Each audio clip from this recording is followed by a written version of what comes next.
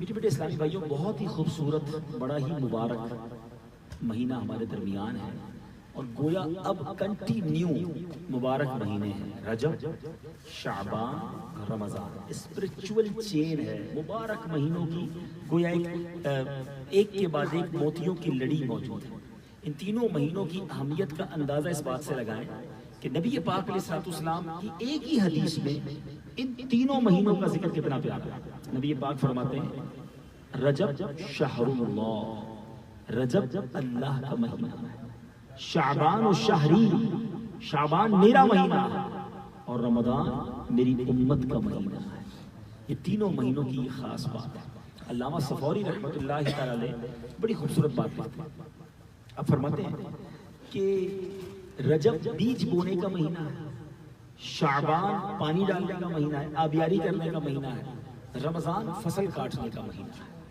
جو رجب میں عبادت کا بیج نہیں بوتا، شعبان میں ان بیجوں پر اپنے آنسوؤں سے آبیاری یعنی پانی نہیں ڈالتا، وہ رمضان میں رحمت کی فصل کیسے کاٹے گا؟ ہمارے اسلاف، ہمارے بزرگان دین رجب آتا تو بدل جاتے ہیں، بدلنے سے مراد پنکچول ہو جاتے، ریڈی ہو جاتے، اب عبادت کا مہینہ آ گیا ہے، روزوں کا مہینہ آ گیا ہے، توبہ کا مہینہ آ گیا ہے، یعنی اپنے آپ کو پریپیئر کر لیتے رمضان تک کے لیے۔ مگر آج آلموسٹ 25 شاید 25ویں رات ہوگی یہاں پر بھی، 26ویں رات ہوگی، کل شاید بڑی رات، آپ کے یہاں بھی کل بڑی رات ہے یا پرسوں؟ کل ہی ہے ماشاءاللہ، تو آج 26ویں رات، تو آج 26 رجب 25 رجب کے دن گزر گئے۔ ہماری روٹین میں کیا فرق آیا کہ ہماری عبادتیں بڑھ گئی، ہمارے نفلی روزے بڑھ گئے، ہمارے نوافل بڑھ گئے۔ سبحان اللہ، یہ رجب کا مہینے کا جو نام ہے نا، یہی اناؤنسمنٹ بہت خوبصورت ہے، را جیم با۔ را سے مراد اللہ کی رحمت، با سے مراد بر یعنی بھلائی، اور جیم جو بیچ میں ہے نا، اس سے مراد علماء کہتے ہیں اس سے مراد ہے بندے کے جرم۔ گویا اللہ کی رحمت یہ پکارتی ہے کہ میری رحمت اور میری بھلائی کے درمیان میرے بندوں کے جرموں کو کر دو، میں اسے معاف فرما دوں۔ It is the month of repentance، توبہ کا مہینہ۔ آئیے میں آپ کو چند باتیں رجب کے بارے میں، پھر انشاءاللہ نیت ہے کچھ شعبان المعظم جو اگلا مہینہ ہے اس بارے میں سنتے ہیں۔ بصرہ میں ایک بڑی نیک خاتون تھی، وفات کے وقت جب اس کا آخری وقت آنے لگا تو اس نے اپنے بیٹے کو وصیت کی کہ مجھے اس کپڑوں میں کفن دینا کہ میں جو کپڑے پہن کر رجب المرجب میں عبادت کرتی تھی، اسپیشل اس کا لباس اس نے رکھا ہوا تو اس عورت نے۔ تھوڑے سے بعد اس والدہ کا انتقال ہو گیا، بیٹا بھول گیا کہ ماں نے وصیت کیا کی تھی، تو نہیں بلکہ ماں کا انتقال ہوا تو بیٹے نے انہی کپڑوں میں وصیت پر عمل کرتے ہوئے ماں کو دفنا دیا۔ جب وہ قبرستان سے گھر آیا تو وہ کفن جو اس نے پہنایا تھا، میں دوبارہ ریپیٹ کرتا ہوں، بیٹا بھول گیا اور اس نے ماں کو کسی اور کفن کے اندر دفنا دیا، جو ماں نے وصیت کی تھی نا وہ بھول گیا۔ اب گھر آیا تو جس کپڑوں میں، جس کفن میں اس نے ماں کو دفنایا تھا وہ کفن گھر میں پڑا ہے، اور وہ لباس غائب ہے جس کی ماں نے وصیت کی تھی کہ جس میں مجھے کفن دینا۔ بیٹا پریشان، یہ کیا ہوا؟ قبر میں دفنایا تو جن کپڑوں کے ساتھ تھا وہ باہر آ گئے اور وہ کپڑے غائب ہیں کہ جو ماں نے وصیت کی تھی۔ تو اب غیب سے آواز آئی کہ اپنا کفن واپس لے لو، جس کی اس نے وصیت کی تھی ہم نے اسی کپڑے میں اس کو دفنایا ہے، کفنایا ہے، کیونکہ جو رجب کے روزے رکھتا ہے ہم اس کو قبر میں رنجیدہ نہیں ہونے دیتے۔ رجب کے روزے، رجب کی عبادتیں یہ اللہ کو بڑی پسند ہیں۔ مگر ہے میرے بیچ اسلامی بھائی، کیا ہمارے اندر کوئی شوق، کوئی ذوق ہوتا نا؟ سیزن آتا ہے، کاروباری لوگ کہتے ہیں یار یہ ہمارا ٹائم ہے کمانے کا، یہ وقت ہے کاروبار کرنے کا، بھائی باقی دنوں میں اور تھوڑا ریلیکس کر لیں گے، سیزن میں ہم بہت کام کرتے ہیں کیونکہ ہمارا مال بہت بکتا ہے۔ سچی بات یہ ہے کہ پورے سال میں جو عبادت کا، برکتیں لوٹنے کا، رحمتیں لوٹنے کا، نیکیاں کرنے کا جو سیزن ہے نا، وہ رجب، شعبان اور رمضان ہے۔ سبحان اللہ، رجب کی ایک رات جو کل رات آنی ہے، میں نے ڈیلیبریٹلی دانستہ یہ ٹاپک لیا تاکہ میں اپنے بھائیوں کو کل رات کی اہمیت بتا دوں، اور پھر جو انشاءاللہ فوری طور پہ اگلے 3-4 دنوں میں مہینہ آ رہا ہے شعبان، اس کے بارے میں کچھ بتایا جائے۔ جو کل رات ہے سبحان اللہ، اس کے بارے میں آتا ہے کہ نبی پاک علیہ الصلوۃ والسلام خود ارشاد فرماتے ہیں کہ جو شخص 27ویں شریف کا روزہ رکھے. حضرت سلمان فارسی راوی ہیں, پیارے آقا فرماتے ہیں کہ رجب میں ایک دن اور رات ہے, جو اس دن روزہ رکھے اور رات کو قیام کرے تو گویا اس نے 100 سال کے روزے رکھے اور 100 برس کی شب بیداری کی. یہ رجب کی 27ویں رات ہے. یعنی کل رات عبادت میں گزارے, دن روزے سے گزارے تو 100 سال شب بیداری کا ثواب اور 100 سال کے روزوں کا ثواب کیا جائے گا. تو پلیز کل رات کوئی نہ کوئی الحمدللہ دعوت اسلامی کا اجتماعی ہے, لولو مسجد میں وہاں رات گزار لیں. گھر آ کر بھی کوشش کریں کم آرام کریں, نوافل پڑھیں, قرآن پڑھیں, توبہ کریں, روزہ سحری کریں اور پھر پرسوں روزہ رکھیں. ایک دن کوئی بات نہیں, کام پہ تھوڑا کم وقت دے دیں. 100 سال 12 نوافل پڑھ دیں. کس طرح پڑھنے وہ بھی بتا دیتا ہوں, پہلے اس کی فضیلت سن لیں. روایتوں میں آتا ہے کہ رجب میں ایک رات ہے کہ اس میں نیک عمل کرنے والے کو 100 برس کی نیکیوں کا ثواب ہے, اور وہ رجب کی 27ویں شب ہے. جو اس شب میں 12 رکعتیں پڑھے, جو مجھے سوشل میڈیا پہ سن رہے ہیں, کل عرب ملکوں میں بھی بڑی رات ہے, افریقن ملکوں میں بھی بڑی رات ہے, اور پرسوں پاکستان میں بڑی رات ہے. تو جو شب معراج 12 رکعت نفل اس طرح پڑھے کہ ہر رکعت میں سورہ فاتحہ اور کوئی سی بھی سورت, اور ہر 2 رکعت پر التحیات پڑھے, اور 12 پوری ہونے پر سلام پھیرے. یعنی ایک ہی سلام سے 12 رکعتیں پڑھنی, ہر 2 رکعت پر التحیات پڑھنی ہے اور 12 رکعتوں کے بعد سلام پھیرنا, اور اس کے بعد 100 بار یہ پڑھے سبحان اللہ والحمدللہ ولا الہ الا اللہ واللہ اکبر. میرا خیال ہے ہم 3 بار پڑھ لیتے ہیں تاکہ یاد ہو جائے. ٹھیک ہے, آپ چاہیں تو اپنے موبائل میں ریکارڈ کر لیں تاکہ آپ کو پھر کل یہ وظیفہ مل جائے.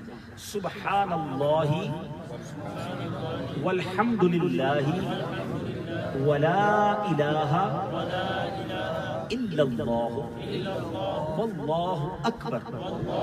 سبحان اللہ والحمدللہ ولا الہ الا اللہ واللہ اکبر.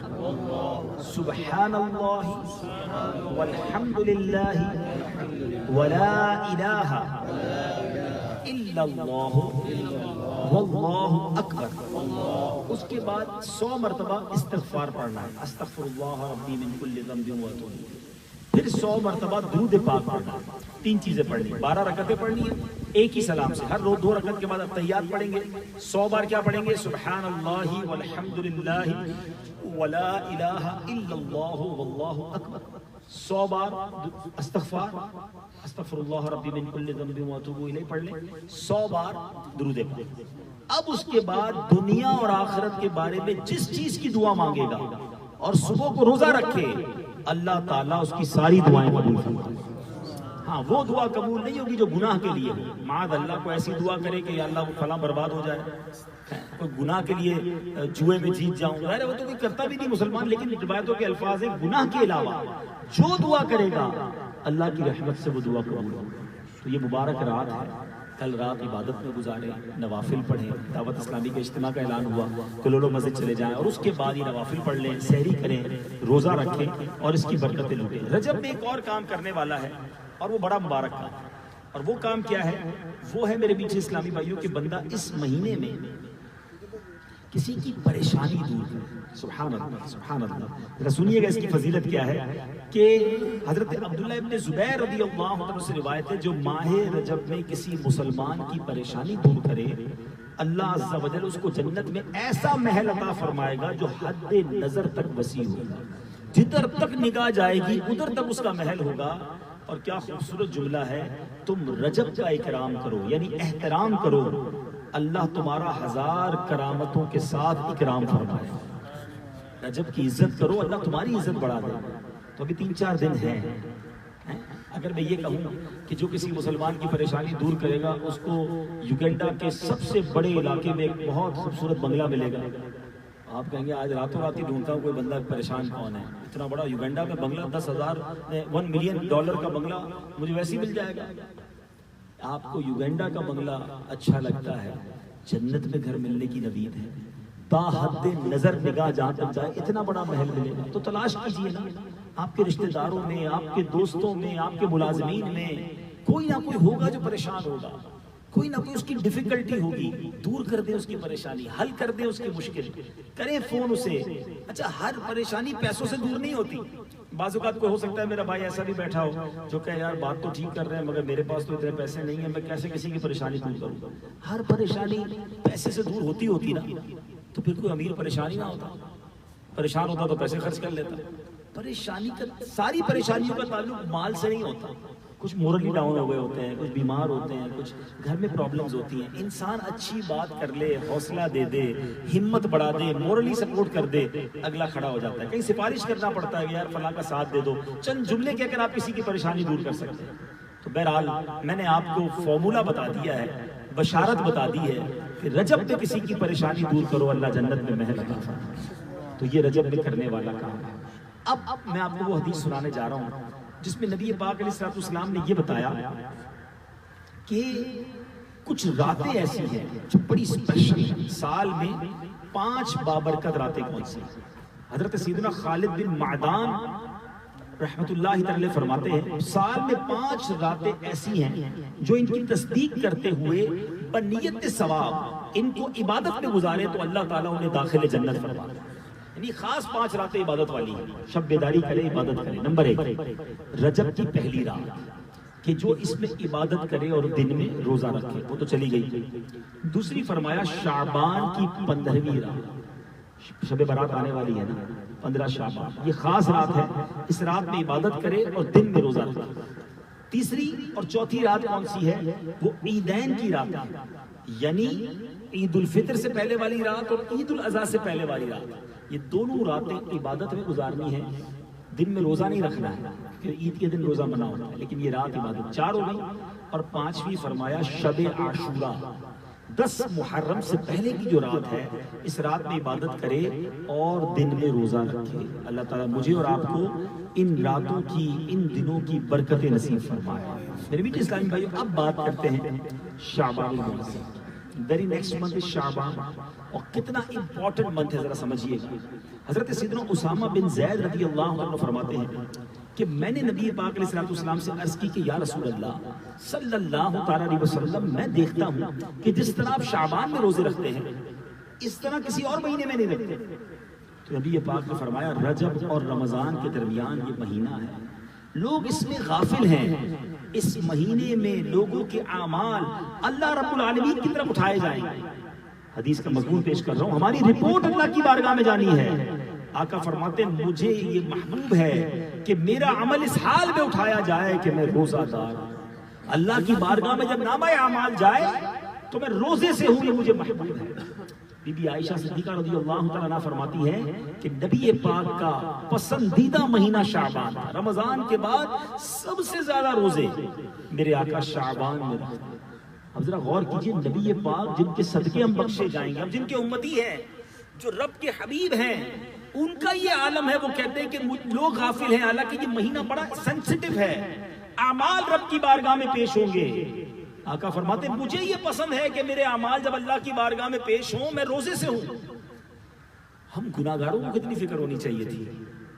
آپ کی ٹیکس رپورٹ جمع ہونی ہو، آڈٹ رپورٹ جمع ہونی ہو، اسٹاک رپورٹ آپ نے دینی ہو، تو اس رپورٹ سے پہلے کتنی ٹینشن ہوتی ہے کہ یار کریکٹ رپورٹ ہو جائے، حساب پورا مل جائے۔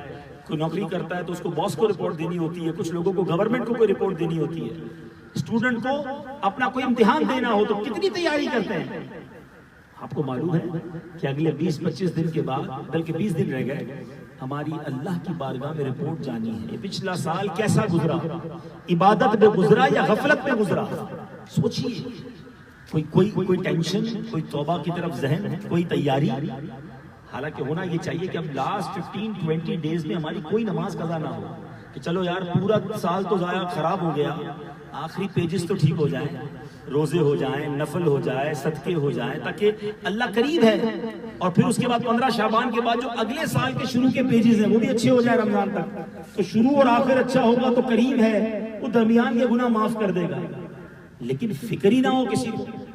غوث اعظم شیخ عبد القادر جیلانی کا کتنا بڑا مقام ہے، آپ اولیاء کرام کے سردار کہلاتے ہیں۔ غوث پاک فرماتے ہیں اللہ اکبر، اور آپ لکھتے ہیں کہ کچھ لوگ بہت سے کفن دھل کر تیار ہوتے ہیں، مگر کفن پہننے والے بازاروں میں گھوم رہے ہوتے ہیں. شیخ عبد القادر جیلانی کہتے ہیں. ویسے بڑی پتے کی بات ہے. مثال دیتا ہوں, ہم میں سے کوئی کبھی بھی مر سکتا ہے. پہلے غوث پاک کا پورا فرمان سن لیں, پھر لاجیکلی اس کو سمجھتے ہیں. آپ فرماتے ہیں بہت سے کفن دھل کر تیار ہوتے ہیں مگر کفن پہننے والے بازاروں میں گھوم رہے ہوتے ہیں. کافی لوگ ایسے ہوتے ہیں کہ جن کی قبریں کھودی جا چکی ہوتی ہیں مگر ان میں دفن ہونے والے خوشیوں میں مست ہوتے ہیں. بعض لوگ ہنس رہے ہوتے ہیں حالانکہ ان کی موت کا وقت قریب آ چکا ہوتا ہے. کئی مکانات کی تعمیرات کا کام مکمل ہو چکا ہوتا ہے مگر ان کے مالکان کی زندگی کا وقت بھی پورا ہو چکا ہوتا ہے. اب میں سوال کرنا چاہتا ہوں, غوث پاک کا فرمان کمال کا فرمان ہے. جتنا سوچیں گے نا اتنے دروازے ذہن کے دریچے کھلتے جائیں گے. یہ پاسبل ہے نا کہ ہم میں سے کوئی آدمی مر سکتا ہے؟ کسی کے پاس ہے کوئی یہاں بیٹھا ایسا جس کے پاس گارنٹی ہو کہ نہیں جناب میں تو ابھی 2 سال تک زندہ رہوں گا؟ ہم میں سے کوئی بھی آج رات, جی ہاں تھوڑی دیر بعد دنیا سے جا سکتا ہے. اچھا پہلے ہم یہ سنتے تھے, اب جب سے انٹرنیٹ آ گیا ہے, یوٹیوب آ گیا ہے, اب تو ایسے کلپ بھی آ جاتے ہیں کہ بندہ کھڑا ہے اور کھڑے کھڑے گر گیا. آپ نے بھی دیکھے ہوں گے ایسے سڈنلی ڈیتھ کے. اب تو انٹرنیٹ پر باقاعدہ کلپس آ گئے کہ بندہ کھیلتے کھیلتے مر گیا, چلتے چلتے گر گیا. یعنی 1 سیکنڈ پہلے اسے پتا نہیں تھا کہ میرا یہ آخری سانس ہے. تو جب یہ ساری چیزیں ہم دیکھتے ہیں تو یہ کیوں نہیں ریئلائز ہوتا کہ ہم آج بھی دنیا سے جا سکتے ہیں, اور جب مر جائیں گے پھر تو جو کر کے گئے اس کا جواب دینا ہے. جیسی کرنی ویسی بھرنی. اس کے بعد ثواب کا موقع نہیں ہے, اس کے بعد نماز کا موقع نہیں ہے, اس کے بعد توبہ کا موقع نہیں ہے. اور مجھے نہیں پتا یوگنڈا میں کیا عرف ہوتا ہے, ورنہ جیسے کفن شاپ پاکستان میں ہوتی ہیں, آپ کے یہاں بھی ہو سکتا ہے ہوتی ہوگی کہیں نہ کہیں, تو کفن رکھے ہوتے ہوں گے نا مرنے کے بعد, وہاں سے آپ کفن لیتے ہوں گے. ہمارے یہاں قبرستان میں 2-3 قبریں ریڈی رکھی جاتی ہیں, بڑے قبرستانوں میں 10-15 قبریں ریڈی رکھی جاتی ہیں. ہو سکتا ہے یہاں بھی مسلمانوں کے قبرستان میں ایسا ہوتا ہوگا. بات بڑی پتے کی ہے غوث پاک نے. کہ مثال دیتا ہوں, جس کا کفن آج دھل کر ریڈی کر کے تھیلی میں ڈال کر کفن شاپ والے نے رکھا ہے, وہ کفن والا تو بھی زندہ ہے نا. مر گیا ہوتا تو کفن لے لیا ہوتا. کفن اس کا ریڈی ہے, وہ دنیا میں بدبخت گھوم رہا ہے. گورکن جس کی قبر کھود رہا ہے, جس کی بھی کھود رہا ہے, اس کی کھدائی کے وقت وہ بندہ دنیا میں گھوم رہا ہے, مست ہے. اس کو یہ نہیں پتا کہ قبر جو خود رہی ہے اس وقت رائٹ ناؤ وہ میرے لیے خود رہی ہے. جو کفن طے کر کے اینولپ میں تھیلی میں ڈالا جا رہا ہے بیسیکلی وہ میرے لیے دھلا ہے. غوث پاک فرماتے ہیں کہ لوگ ہنسی میں دیگر کاموں میں مصروف ہیں اور ملک الموت قریب آ چکے ہیں, موت کا وقت قریب آ چکا ہے.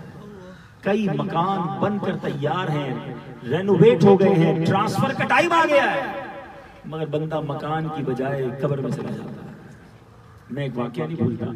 ایک بار ہم ہانگ کانگ میں تھے اور دعوت اسلامی کی مرکزی مجلس شورا کے نگران حاجی عمران اتاری بھی ہمارے درمیان تھے. تو کیا ہوا کہ وہاں ہم جب گئے تو بتایا, اسلامی بھائی نے ایک واقعہ سنایا, بڑا دل ہلا دینے والا واقعہ تھا. وہ کہتے ہیں بندہ 35 سال تک ہانگ کانگ میں کام کرتا رہا, 35 ایئرس, اور 35 سالوں میں بیچارہ بڑی اس نے محنت کی, پیسے پاکستان بیچتا رہا. پاکستان پنجاب میں گھر والوں نے کہا کہ ہم مکان بناتے ہیں, کوٹھی بنائی, بڑی شاندار کوٹھی بنائی. ایسے کرتا چوکیداری تھا ہانگ کانگ میں, اور پیسے بیچ محنت کر کے کوٹھی بن گئی.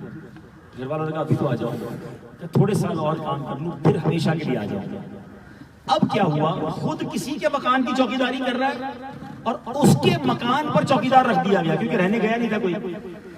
آخر کار آفٹر 35 ایئرز پلان کیا کہ بس اب بہت ہو گیا, اب چلتے ہیں واپس. گھر بھی بن گیا, پیسے بھی بن گئے, اب انجوائے کریں گے. بڑے ارمانوں سے گھر بنایا تھا. دوستوں کی فیئر ویل پارٹی تھی کہ اب جانے کا ٹائم ہے. سارے دوست 35 سال ہو گئے تھے, کئی دوست بن گئے تھے. اپنی پورا سامان جو ہے گھر کا فلائٹ میں بک کیا, کارگو, اور خود بھی اس فلائٹ میں اپنی سیٹ بک کی, اور ایک رات پہلے دوستوں کی پارٹی رکھی. بڑا انجوائے کیا دوستوں نے, کھانا پینا ہلا گلا کہ بھائی اب میں جا رہا ہوں ہانگ کانگ چھوڑ کے. ڈیورنگ دا پارٹی, اسی پارٹی کے دوران اس بندے کو ہارٹ اٹیک, اسی میں اس کا انتقال ہوا. جس فلائٹ میں سامان جانا تھا اسی میں اس کا جنازہ ہوا. جس کوٹھی میں اس نے رہنا تھا, ارمانوں سے بنائی تھی, کوٹھی میں نہیں قبرستان میں, قبر کے اندر. 35 سال گھر بنانے کی کوشش کی, قبر بنانے کی کتنی کوشش کی. قبر روشن ہوگی کہ نہیں, اللہ راضی ہوگا کہ نہیں. آپ میرے بھائی ہیں, شب برات آنے والی ہے, یہ بڑی نازک رات ہے. اس رات بی بی عائشہ صدیقہ رضی اللہ تعالیٰ عنہ فرماتی ہیں یہ نازک فیصلوں والی رات ہے. سنیے آپ فرماتی ہیں کہ نبی پاک علیہ الصلوۃ والسلام پورے شعبان کے روزے رکھتے تھے. فرماتی ہے میں نے عرض کی یا رسول اللہ کیا سب مہینوں میں آپ علیہ الصلوۃ والسلام کے نزدیک پسندیدہ شعبان کے روزے رکھنا ہے؟ تو محبوب علیہ الصلوۃ والسلام نے ارشاد فرمایا اللہ تعالیٰ اس سال مرنے والی ہر جان کو لکھ دیتا ہے. مجھے یہ پسند ہے کہ میرا وقت رخصت آئے تو میں روزہ دار. 15 شعبان کو لوہے محفوظ پر جو ہماری قسمت کا حال ہے نا وہ اللہ تبارک و تعالیٰ فرشتوں کے سپرد کرتا ہے. اس سال کون مرے گا, اس سال کسی کو رزق دیا جائے گا, کون پیدا ہوگا, کس نے حج کو جانا ہے, بہت سارے سینسٹیو ڈیسیشنز 15 شعبان کو ہوتے ہیں اور فرشتوں کو ڈیلیور ہوتے ہیں. جبھی تو ہمیں بار بار کہا جاتا ہے اس رات کو عبادت میں گزاریں, دن کو روزہ رکھیں. یہ رات سنت ہے قبرستان جانا. آپ بھی 15 شعبان کی رات کوشش کر کے قبرستان بھی جایا کریں, مگر پلیز اس سے پہلے توبہ, اللہ کی بارگاہ میں التجائیں کہ مولا سارا سال غلط گزرا ہے, گناہوں میں گزرا ہے, اب یہ جو آخری دن ہے اپنے کرم سے قبول فرما. اور اب اس رات کیا ہوگا اور بتاؤ. نبی پاک فرماتے ہیں جس کا مضمون ہے اللہ تعالیٰ 15 شعبان کی رات جس کو کہتے ہیں شب برات. اچھا ہم سب شب برات تو کہتے ہیں, کبھی سوچے اس کو برات کیوں کہتے ہیں؟ برات کے معنی ہے آزادی کے. ہم کہتے ہیں یہ بندہ باعزت بری ہو گیا, بری ہونا, براعت پانا. شب برات کو نبی پاک کی حدیث کے مضمون کے مطابق اللہ تعالیٰ قبیلہ بنی کلب کی بکریوں کے بالوں کی تعداد کے مطابق گناہ گاروں کو جہنم سے آزاد فرماتا ہے. یعنی آپ اندازہ کرنا چاہیں گے کتنے آزاد ہوتے ہیں؟ ہم اپنے سر کے بال نہیں گن سکتے. We are not able to count our own hair. ہم اپنے بال نہیں گن سکتے. ایک بندہ کتنے لاکھوں ہزاروں بال ہوں گے, ایک بکری میں کتنے بال ہوں گے. اور قبیلہ بنی کلب بتایا جاتا ہے کہ یہ نبی پاک نے کیوں فرمایا. اس زمانے میں سب سے زیادہ جو بکریاں پالا کرتا تھا نا قبیلہ, وہ قبیلہ بنی کلب. تو قبیلہ بنی کلب کی بکریوں کے بالوں کی تعداد it means millions and billions. گناہگار اس رات جہنم سے آزاد کر دیے جائیں گے. اتنی مبارک بات. مگر آقا نے آگے فرمایا 6 قسم کے بد نصیب ایسے ہوں گے کہ جو اس رات بھی نہیں بخشے جائیں. اب ڈرنا ہے. مثال کے طور پہ گورنمنٹ یہ اعلان کر دے کہ 90% جتنے بھی پاکستانی ہیں یا جتنے بھی باہر سے آئے ہیں ان سب کو پاسپورٹ مل جائے گا, 10% کو نہیں ملے گا. بولے گا سب کو ملے گا, ہم کیوں رہ جائیں یار. اتنے لوگوں کو جنت ملے گی, اتنے لوگوں کو نجات ملے گی, مگر چند نہیں ملے گی, چند لوگوں کو نہیں ملے گی. بد نصیب کون ہوں گے؟ پیارے آقا نے وہ کیٹیگری بھی بیان کر دی. نمبر 1 فرمایا شرابی. عادی شرابی جو ہوگا نا وہ نہیں بخشا جائے. آج بدقسمتی سے مسلمان کولڈ ڈرنک کی طرح شراب پی رہا ہے. دوست بیٹھتے ہیں تو شراب پلا دیتے ہیں. میں تو کبھی کبھی جہاز میں دیکھتا ہوں ہمارے برابر میں بیٹھے ہوتے ہیں بھائی مسلمان ہی ہوتے ہیں, اور کئی تو ہمارے پاکستانی بھائی ہوتے ہیں, شرم سے سر جھک جاتا ہے کہ بس موقع مل گیا, فری میں ہے, جتنی پینی ہے پی لو, مرنا نہیں. یعنی جہاز میں تو مجھے یہ سمجھ نہیں آتی کہ انسان اس کیفیت میں ہوتا ہے کہ زندہ پہنچ جائے تو بڑی بات, ایکسیڈنٹ جہاز کا ہوا تو سروائیول کا تو چانس ہی نہیں ہے. کلمہ پڑھے, درود پڑھے, توبہ کرے, شراب پیتے اس میں, فلمیں دیکھتے اس میں. اب خود سوچیں یار, اس حالت میں مر گیا تو اللہ کو منہ کیا دکھاؤں گا. علماء فرماتے ہیں جو جس حال میں مرے گا اس حال میں اٹھایا جائے گا. جو شراب کے نشے میں مرا وہ شراب کے نشے میں قیامت کے دن اٹھے گا, کدھر جائے گا. اور شراب پینے والے, پلانے والے 10 قسم کے لوگوں پر نبی پاک نے لعنت ارشاد فرمائی کہ اللہ کی لعنت ہوتی ہے ان لوگوں پر. اچھا پھر لوگ کہتے ہیں کہ یار ہم پیتے نہیں ہیں, بس وہ دوست پیتے ہیں ان کے ساتھ بیٹھتے ہیں, ہم کمپنی دیتے ہیں. میرے پیچھے اسلامی بھائیوں یہ بہت بڑی بے وقوفی ہے. آپ جتنے شراب پینے والے ہیں, جتنے نشہ کرنے والے, کبھی ان سے پوچھ لیجیے یار یہ عادت پڑی کیسے. پہلے یہی کہیں گے دوستوں کے ساتھ بیٹھا تھا, تھوڑا سا پلا دیا کسی نے, کہا یہ ایک سگریٹ پی لو, یہ تھوڑا سا ایک آدھا گلاس, ایک گھونٹ تو پی لو. وہ ایک گھونٹ سے ہی شروع ہوا تھا, اور آج جناب شراب کا عادی ہو گیا, آج میں نشے کا عادی ہو گیا. یہ دوست ہمیں کیوں چاہیے جو ہمیں ہماری آخرت برباد کر دے. آپ ذرا گناہ کی سنگینی کا اندازہ لگائیں کہ شب برات کروڑوں اربوں بخشے جانے والوں میں جو گناہگار نہیں بخشے جائیں گے, پہلے نمبر پر جس کا نام لیا گیا وہ شرابی کا نام لیا گیا. اس کا مطلب یہ کتنا بڑا جرم ہوگا. مگر آج بہت افسوس کے ساتھ بھائی ہوں میں آپ کا، آپ کے آگے ہاتھ جوڑتا ہوں، نہ بیٹھے ایسی کمپنی میں، نہ جائیں ایسی پارٹی میں، بلکہ ہم ان کے ساتھ بھی نہ بیٹھے تو شراب پیتے ہیں. یعنی میرے رب کی جس پر لعنت پڑ رہی ہے میں اس کے برابر میں بیٹھا ہوں. آپ کے برابر میں آگ لگی ہوئی ہو تو آپ آگ کے برابر میں جا کے بیٹھیں گے کہ دور چلے جائیں گے، یار کہیں مجھ پہ بھی نہ لگ جائے، لعنت برس رہی ہے تو ادھر بیٹھے. جوا کھیل رہے ہوتے دوست، بندہ کہتا ہے میں تو بس ایسے ہی بیٹھا ہوں. تو اللہ کے بندوں، ایسی جگہوں پر بیٹھنے سے ہی بندہ برباد ہوتا ہے. جواری کے ساتھ رہ کر بندہ نمازی نہیں بن سکتا. شرابی کے ساتھ بیٹھ کر اللہ کا نیک بندہ کیسے بنے گا؟ ہمیں اپنی صحبتوں کے بارے میں غور کرنا ہوگا. آپ تو پنجاب کے لوگ ہیں اور بڑا کمال کا شعر پنجابی شاعر نے لکھا، بہت خوبصورت ڈیفرینشیٹ کر کے سمجھا دیا. لکھتے بھلے بندے دی صحبت یارو جویں دکان اتارا. اچھے آدمی کی صحبت ایسی ہے جیسے خوشبو والے کی دکان، پرفیوم شاپ. ہم جاتے ہیں عطر کی دکان پر، پرفیوم کی دکان پر، تھوڑا بہت سیمپل تو فری میں نظر لگا دیتے ہیں، گھر آ کے بھی سن رہا ہوتا ہے کیا خوشبو تھی، کیا ہوا، مفت میں خوشبو ملی، گیا کچھ نہیں. کہتے بھلے بندے دی صحبت یارو جویں دکان اتارا سودا بھاوے ملے نہ لئیے گلے ہلے آن ہزارہ. خوشبو پھر بھی آتی ہے، پیسے خرچ کرے نہ کریں، مگر برے بندے دی صحبت یارو جویں دکان لوہارا. جو برا آدمی ہے نا اس کی صحبت لوہار کی دکان جیسی ہے. جب آگ جل رہی ہوتی ہے اور وہ لوہا کوٹ رہا ہوتا ہے، اس کے پاس جائیں بدبو بھی آتی ہے، بعضوں کا چنگاری کرتے میں کپڑے میں سوراخ بھی کر دیتی ہے. گھر آ کے بندہ کہتا ہے یار یہ کیا ہوا، کپڑے میں سوراخ کیسے ہو گیا؟ چنگاریاں اڑ رہی تھی وہ گئے کیوں؟ کچھ نہ کچھ تو لگی گیا نا.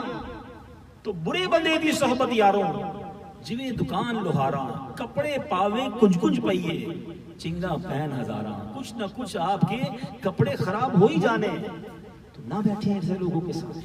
شب برات شرابی نہیں بخشا جائے گا. اگر میرا کوئی بھائی یہاں بیٹھا ہے، مجھے آن لائن جو سن رہے ہیں اس وقت، مدنی چینل پر جو ریکارڈنگ ہو رہی ہے، اگر آپ پھر مجھے سنتے ہیں، اللہ کے واسطے چھوڑ دیجیے. بس نہ جائیں، مارے نہ جائیں. زندگی بہت مختصر ہے، یہ بری عادتوں سے اپنی جان چھڑائیں. دوسرا میرے آقا نے فرمایا، حدیث پاک کا مضمون ہے، بدکاری کرنے والا، بدکاری کا عادی وہ بھی نہیں بخشا جائے. آج یہ بے حیائی بدکاری کتنا عام ہو گئی. زنا کے اڈے کھل گئے ہیں، جب چاہے شیطان جس طرح جانور اپنی شہوت پوری کرتا ہے، آج لوگوں کا یہ حال ہو گیا. سمجھتے کوئی پوچھنے والا نہیں، کوئی دیکھنے والا نہیں. ہم تو ایسے ملک میں رہتے ہیں جہاں یہ عام سی بات ہے. اب تو کچھ ایسے ملکوں کا سنا ہے، سفر کیا جاتا ہے کہ چلو ادھر چل کے برے کام کریں گے، وہاں کوئی دیکھنے والا نہیں ہوگا، وہاں جا کر اپنی خواہشات کو پورا کرتے ہیں. ارے ہم یہ کیوں نہیں سوچتے کہ ہم دنیا میں کہیں بھی ہیں، اچھے ٹھیک ہے، فیملی نہیں ہے، دوست نہیں ہے، خاندان والے نہیں ہیں، اللہ تو دیکھ رہا ہے نا. اور رب کو کیا منہ دکھائیں گے؟ یہ کتنا شدید عذاب ہے. قیامت کے دن ایسے عذاب کے بارے میں نبی پاک نے فرمایا کہ آگ کے اندر جس طرح ابلتا ہے انسان، اس طرح یہ بدکاری کرنے والے کھولتے ہوں گے، اور ان کی شرم گاہوں سے ایسی بو نکلے گی کہ جہنم کے لوگ بھی پناہ مانگیں گے کہ کون لوگ ہیں. بتایا جائے گا یہ بدکاریاں کرتے تھے، یہ وہ مرد اور عورت ہیں جو بے حیائیاں کرتے تھے. تو میرے بیٹے اسلامی بھائی، میرے نوجوانوں بالخصوص اپنی جوانی کو برباد نہ ہونے دینا. یاد رکھیے، ایک طرف عذاب بتایا گیا اور دوسری طرف انعام. پتہ ہے کیا بتایا؟ ایک بڑی خوبصورت حدیث ہے، اللہ کے حبیب علیہ السلام فرماتے ہیں کہ اللہ کے عرش کا سایہ جن خوش نصیبوں کو قیامت کے دن دیا جائے گا، ان میں جو چند خوش نصیب ہیں، ان میں ایک اس نوجوان کا بھی ذکر ہے کہ جس کی جوانی اللہ کی عبادت میں گزری ہو. جو جوانی گناہوں سے بچا کر گزار گیا، قیامت کے دن اللہ کے عرش کا سایہ ملے گا. اور ایک اور جگہ فرمایا کہ وہ نوجوان جس کو کوئی عورت گناہ کے لیے بلائے اور وہ کہے میں اللہ سے ڈرتا ہوں، وہ چھوڑ دے گا، اللہ اسے قیامت کے دن اپنے عرش کا سایہ نصیب کرے گا. اس میں بھی بندہ ڈائریکٹ اس گناہ میں نہیں جاتا. میں آپ کو تھوڑا سمپٹمز بھی بتاتا جا رہا ہوں. شراب نہیں بھی پی رہے تو شرابیوں کے ساتھ بیٹھنا بھی نہیں ہے. بالکل اسی طرح اگر آپ بدکاری میں اللہ کی رحمت سے نہیں ہے مبتلا، اللہ ہمیشہ محفوظ رکھے. لیکن اس کا راستہ کیا ہے؟ یاد رکھیے، پہلے آنکھ بہکتی ہے، پھر دل بہکتا ہے، پھر شرمگاہ بہکتی ہے. یہ آنکھیں برے مناظر دیکھے نا، پھر انسان کا دل گندگی کی طرف جاتا ہے. سب سے پہلے یہ ڈور ہے، یہ راستہ ہے گناہوں کا. آنکھوں کو بچائیے. انٹرنیٹ پر بیٹھ کر، موبائل پر بیٹھ کر آج جو کچھ ہو رہا ہے مجھے بتانے کی ضرورت نہیں ہے. اب ٹی وی کا ریموٹ ہاتھ میں ہے اور جو دیکھنا ہے دیکھ لو. موبائل ہاتھ میں ہے، جس ویب سائٹ پہ جانا ہے چلے جاؤ. جب آنکھیں دیکھیں گی تو قابو کیسے پاؤ گے؟ اگر اپنے آپ کو اس حرام کام سے بچانا ہے تو سب سے پہلے اپنی آنکھوں کی حفاظت کرنی ہوگی. اور یاد رکھیے آنکھوں کا زنا کہا گیا، آنکھوں کی بدکاری غلط چیز کو دیکھنا کہا گیا، ہاتھوں کی بدکاری ہاتھوں کا غلط استعمال کہا گیا، یاد رکھیے کانوں کی بدکاری کانوں کا حرام سننا کہا گیا۔ تو آج ہیڈ فون لگا کر موبائل لے کر ساری رات لوگ بیٹھے کیا دیکھ رہے ہیں؟ خود سوچئے یہ میری آنکھیں کتنی نازک ہے۔ کبھی ہم سرما لگاتے ہیں، آپ نے دیکھا ہوگا کان اور آنکھیں ہماری موسٹ وی کین سے the sensitive part of our body۔ آنکھوں میں جب سرما لگاتے ہیں نا تو بڑا ڈر لگتا ہے، کئی لوگ تو ابھی بھی سرما نہیں لگا سکتے، نہیں یار وہ ہمارے سے لگتا نہیں ہے، ڈر لگتا ہے، ہاتھ کانپ رہا ہوتا ہے کہ یار آنکھ نازک ہے، تیلی زور سے نہ لگ جائے، سلائی جو ہے وہ آنکھ میں زیادہ زور سے نہ لگے، اتنی نازک ہے میری اور آپ کی آنکھ۔ اچھا اسی طرح ہم کان صاف کرتے ہیں ایئر بڈ سے، تو کبھی کبھی ایئر بڈ زور سے اندر چلا جاتا ہے، درد شروع ہو جاتا ہے، چکر آنے لگ جاتے ہیں، اتنے نازک ہیں میرے اور آپ کے کان۔ مگر یاد رکھیے احادیث کا مضمون ہے جو آنکھوں کو حرام سے بھرتا ہے اس کی آنکھوں میں جہنم کی آگ ڈال دی جائے، جو کانوں کو حرام سنتا ہے کانوں سے اس کے کانوں میں جہنم کے آگ کے کیل ٹھوکے جائیں گے۔ کیسے اتنی کمزور چیزوں میں یہ عذاب کیسے برداشت ہوگا؟ مگر پھر بھی یار بڑا مزہ آتا ہے، انجوائے کرتے ہیں، نہ کریں ایسے۔ یہ آنکھیں اللہ نے اس لیے نہیں دی، یہ کان اس لیے نہیں دی۔ بہرحال دوسرے نمبر پر جو نہیں بخشا جائے گا وہ ہے زنا کا عادی۔ اگر عادت ہے، اگر اللہ نہ کرے اس گناہ میں مبتلا ہے، میرا رب بہت قریب ہے، سچی توبہ اللہ کی بارگاہ میں کر لے انسان کے مالک گناہگار تھا اب نہیں کروں گا کی پکا وعدہ معاف کر، آنسو بہائے اللہ کی بارگاہ میں تو انشاءاللہ وہ قریب معاف کرنے والا ہے۔ لیکن یہ توبہ نہیں ہے کہ بندہ پلاننگ بھی کر کے رکھے اور توبہ بھی کرتا رہے، تو پھر توبہ نہیں ہے، پھر یہ مذاق ہے توبہ کے ساتھ۔ تیسرے نمبر پر جو نہیں بخشا جائے گا اس رات، احادیث میں فرمایا ماں باپ کا نافرمان۔ جو ماں باپ کا نافرمان ہے شب برات وہ بھی نہیں بخشا جائے۔ جن کے ماں باپ حیات ہیں ان کی قدر کیجیے، ان کی فرما برداری کیجیے، ان کی دعائیں لیجیے۔ جس کے ماں باپ راضی اس سے اس کا رب راضی، اور جس کے ماں باپ اس سے ناراض اس کا رب اس سے ناراض۔ یاد رکھیے آج لوگ ماں باپ سے اونچی آواز میں بات کرتے ہیں، ماں باپ کو ڈانٹتے ہیں، ماں باپ کو جھڑکتے ہیں، نوکر کی طرح ماں باپ کو بنایا ہوا ہے، غلام کی طرح رکھا ہوا ہے، بوڑھے ماں باپ کو سائڈ پہ ڈال دیا، بس ٹھیک ہے نا آپ کو نوکر تو دے دیا، پیسے تو دیتے تھے، اور کیا چاہیے؟ کہ یہی کیا تھا انہوں نے ہمارے ساتھ بچپن میں، کسی نوکر کے حوالے کیا تھا، یا ہماری گندگیاں خود صاف کی ہماری ماں نے، ہمارے والد نے انگلی پکڑ کے چلنا سکھایا، اور آج ان کی طبیعت خراب، وہ بوڑھے ہو گئے، ان کو سمجھ نہیں آتا، تو اب ان سے اپنے آپ کو دور کریں گے؟ اپنی شادی ہو گئی تو ماں باپ کو کھٹے لائن لگا دیں گے؟ نہیں میرے میٹھے اسلام اس بات کا درس دیتا ہے کہ ماں باپ اگر بستر پر ہیں تو بچہ ان کے بول و براز کو صاف کرے اور اپنے لیے سعادت سمجھے۔ آداب میں لکھا، ماں باپ کے آداب میں لکھا کہ بیٹا اپنے والد کے سامنے ایسے رہے جیسے غلام آقا کے سامنے رہتا ہے۔ غلام ریڈی ہوتا ہے کہ آقا جب حکم دے کام کروں، بیٹے پر والد کا حق ہے کہ بیٹا آلویز ریڈی ٹو سرو رہے۔ مگر حال کیا ہے کہ آج بیٹے نے باپ کو غلام بنایا، باپ کہہ رہا ہوتا ہے بیٹا تھوڑا سا کام کر دو، بیٹا مجھے تھوڑے پیسے دے دو، بیٹا میرا یہ کام کر دو، بیٹا کہتا ہے ٹائم نہیں ہے میرے پاس، بہت بیزی ہوں۔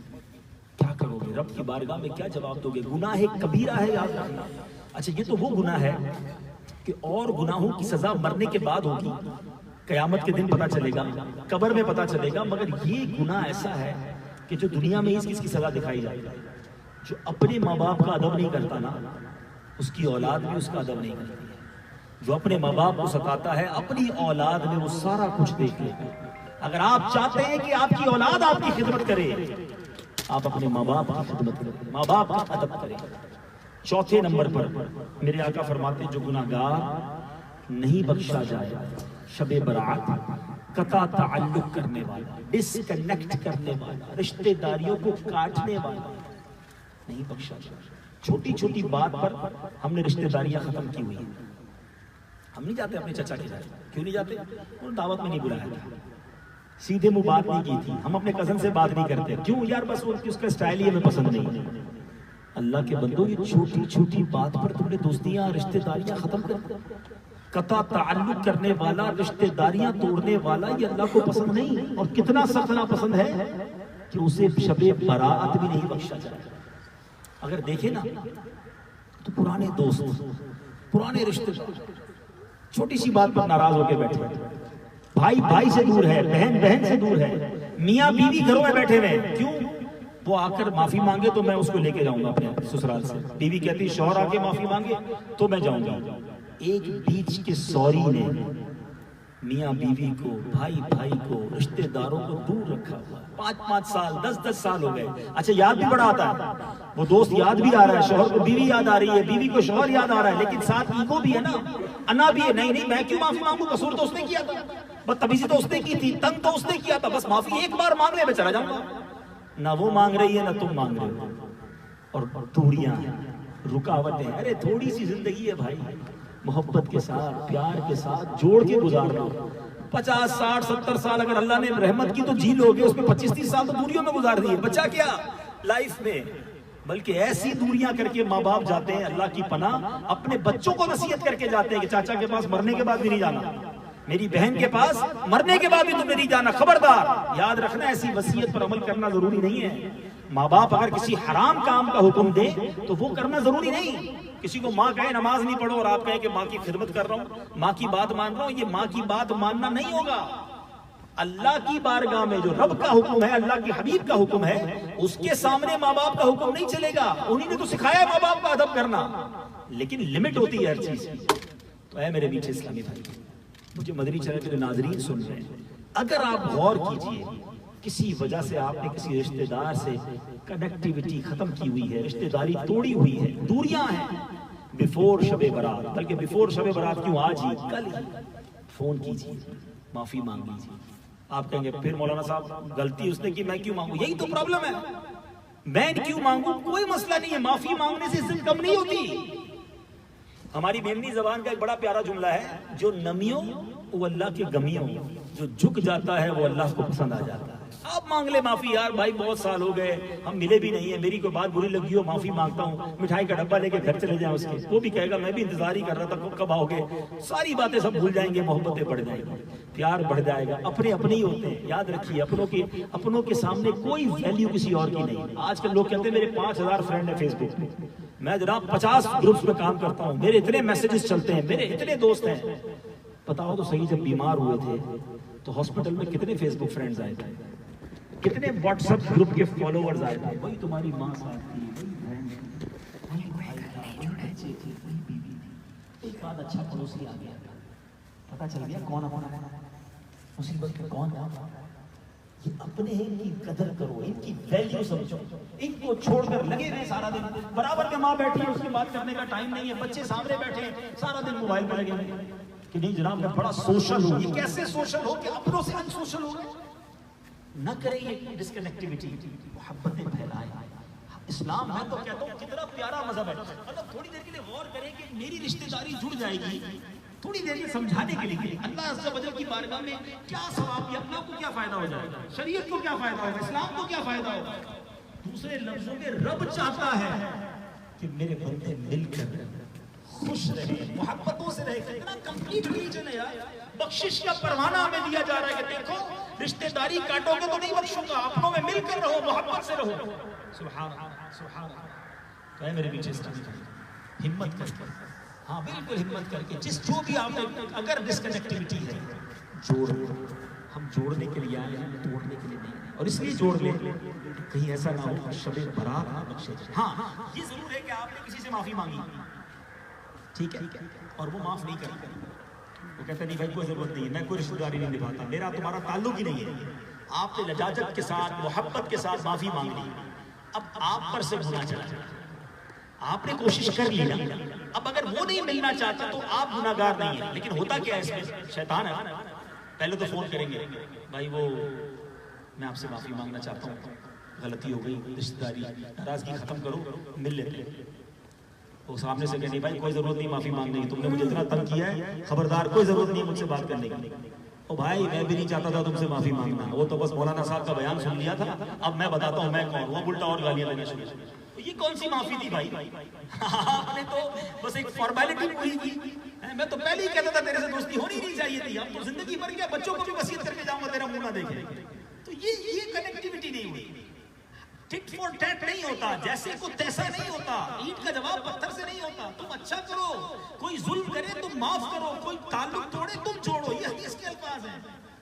اللہ کے حبیب نے بھی یہ سکھایا، آپ معافی مانگ کے بھلے وہ برا بھلا کہے، آپ کھانا آپ فارغ ہو گئے، لیکن اب آپ ریٹیلیشن نہ کریں، کیونکہ بعض وقت ہوتا کیا ہے، انسان تو وہ بھی ہے، آپ نے معافی مانگا، ہو سکتا ہے وہ غصے میں نہیں مانگا، آپ نے فون رکھ دیا، تھوڑے دنوں بعد ریئلائز ہو جائے اس نے معافی مانگی، میں نے کیسا برا کیا اس کے ساتھ یار، وہ آیا چل کر اور میں نے اس کو ذلیل کر دیا، لیکن آپ نے اینٹ کا جواب پہلے ہی پتھر سے دے دیا تھا، وہ ایک گالی دے گا میں 7 گالیاں دوں گا، تو پھر تو راستہ پھر بند ہو گیا، راستہ چھوڑ کر آئے، ایک ایک کہتے ہیں پھول پہنچا کر آئے، خوشبو اس کو یاد دلائے گی، ہم کہتے ہیں گلدستے کو دے رہا ہوں، گلدستہ دیتے نہیں، مارتے ہیں، مارا بھی جاتا ہے، بھائی پیش کیا جاتا ہے، تو پیش کرنا سیکھیں، اچھے طریقے سے بات کریں، اللہ کریم ہے، اللہ دلوں میں نرمی ڈالے، تو تین چاروں شرابی، بدکاری کرنے والا، ماں باپ کو ستانے والا، رشتہ داری توڑنے والا، اگر کوئی ایسا ہے تو آج توبہ، آج اس معاملے سے نکالنا ہے، یہ بخشش ہمیں چاہیے، ہمیں اللہ سے رحمت چاہیے۔